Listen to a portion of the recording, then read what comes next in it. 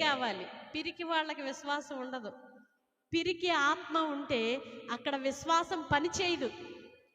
దేనికి పిరికితనం అంటే రోగం వస్తే భయం, సమస్య వస్తే భయం, ఆర్థిక పరిస్థితులు కొంచెం మనల్ని అలా ఒత్తిడి తీసుకొస్తుంటే భయం, శత్రువు భయం, ప్రాణ భయం, ఎటు నుండి ఏ హాని వస్తుందో, ఎటు నుండి ఏ ఉపద్రవం వస్తుందో, ఎటు నుండి ఏ సమస్య వస్తుందో అనే ఈ భయం ఉన్న చోట దేవుడు ఉండడు.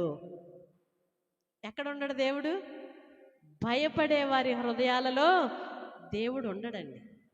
దేవుడు ఎక్కడుంటాడు అంటే విశ్వాసము కలిగిన వారి హృదయాలలో. విశ్వాసం ఉండడానికి ముందు మనకేం కావాలంట? దేవునికి స్తోత్రం. నేను విశ్వసిస్తున్నాను నా దేవుని, అటు ధైర్యము నాకుంది అన్నవాళ్ళు ఒక్కసారి బిగ్గరగా హల్లెలూయా అని చెప్తారా?